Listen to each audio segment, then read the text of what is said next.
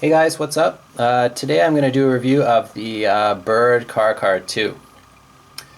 I know I say this about a lot of my knives that I review, but it's one of my favorite knives. I actually bought this one for myself right before I went to Mexico. Without getting into a long, boring story, I took some time off out of my professional life and went to Mexico for about 5 months to study, travel, etc. And while I was there, I wanted to have some knives, some multi-tools with me, but the information I found online was very kind of confusing to say the least, about the legalities of carrying knives there. I knew from previous visits that you could buy knives because I saw like cheap Chinese produced, and I know that this is cheap and Chinese, but I mean like really, really crappy Chinese produced knives in like the markets and things like that. So I know that knives are legal there, but the question was, could I bring it into the country? And so I stood a risk of losing it at the airport. And also if I got caught or, asked by a policeman to like empty my pockets or something, would I lose the knife at that point, right? So basically I said to myself, I do want to have something with me. I'm going to risk it. I'm going to bring something. So I went to my local knife store and I picked up this knife after watching a few reviews on it. It was around $22, $23, I think, including taxes. So it was extremely high value. And as soon as I brought it home, I really, really started to like it.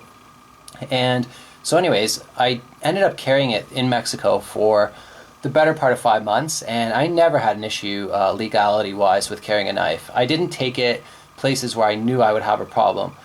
For instance, in the airport, obviously, it was in my checked luggage or whatever. If I was going on a bus, sometimes they scan you there, so same thing, I would put it in my luggage and just, take it out once I was off the bus. So I just sort of played it safe, but I never had a problem. I was able to carry it on a daily basis without any issues at all. So, what do I like about the knife? Number one, it's sort of a poor man's Endura. It really is a great knife, actually. And it basically gives you everything that the Endura does in terms of design.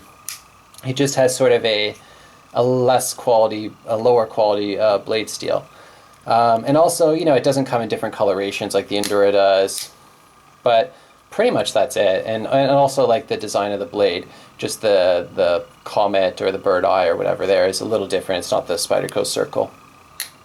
I don't really understand why Spyderco made this bird line, like why they didn't just call it Spyderco, and then give it names like Spyderco Caracar 2. Maybe the point is just to like really kind of distance it from Spyderco, just say that these are different things, even though they're made by the same company. Don't know what the philosophy was behind that decision, but obviously it borrows pretty heavily from the Endura design. Okay, so the handle is FRN, the same as the Endura, and the texturing is like a little different, and the design is just like the logo's different, but it's got that sort of smooth patch here, which is also underneath the pocket clip, so it doesn't abrade your pants. But it's got that sort of volcano grip, and it really works well. Despite the fact that this is a fairly cheap plastic handle, the grippiness and just the aesthetics of it I find quite pleasing and very functional. The pocket clip is, it looks basically like the Spyderco clips, except it just doesn't have a logo on it. It's just pure polished metal. And one footnote to the pocket clip. This is the one thing I will say about the knife that kind of bothered me actually, is I was on a boat traveling from Cancun to a place called Isla Mujeres, and as I was getting up, something like my bag got snagged, or something got snagged, and the pocket clip bent, like it came way out of the handle, like on a 45-degree angle. So that's the one thing that I noticed. Despite all my carrying, I never had any other issues. Just that one time, and it probably could have happened to any pocket clip within reason. I took the clip off later with my multi-tool, bent it back, and now it's pretty much good as new. So yeah, that's the handle and the clip. The lock on the back is a back lock, the same as an Endura or a Delica from Spyderco. And this is actually really, really smooth too, which is sort of going more to the opening. Maybe it's because this is worn in, I'm not sure. But yeah, it's like a super smooth. I'm able to open this like a lot faster than a Delica or an Endura for that matter. But it probably is somewhat due to the age of the knife, I don't know. It does have steel liners inside, which are partially drilled out, so that's excellent. The weight on this knife I think is pretty similar to an Endura, so it's probably, man, I should have looked this up before I did the review, but I think it's around 3 ounces, you know, plus or minus, whatever, micro ounces. The blade is the 8CR13 MOV, so, you know, take it or leave it. I choose to take it on the right design of knives. There's some knives that use it that I just don't like the design, so I don't buy the knife. It's not because the blade steel sucks. It's just because they've sort of cut corners all around on the design, including the blade steel, so I just don't like the knives. This particular knife, I like the design, and the blade steel is fine. Like, I don't have any problem with it at all. The blade shape is the FFG. I think the first Caracara and some of the other earlier bird knives, they had sort of a saber grind or something like that, which I don't like as much, but now they've converted most of them over to the FFG, I believe.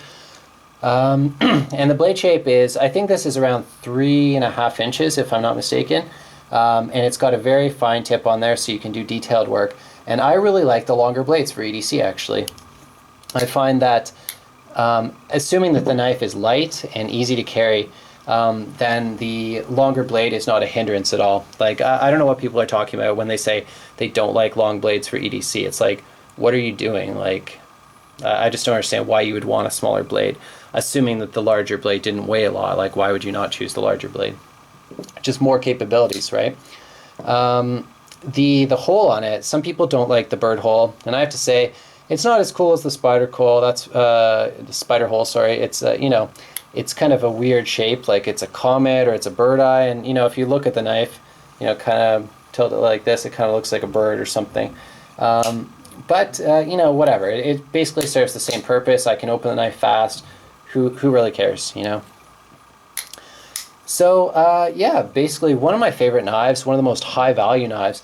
I think this would be a great folder to keep inside like a bug out bag or something like that, or a get home bag.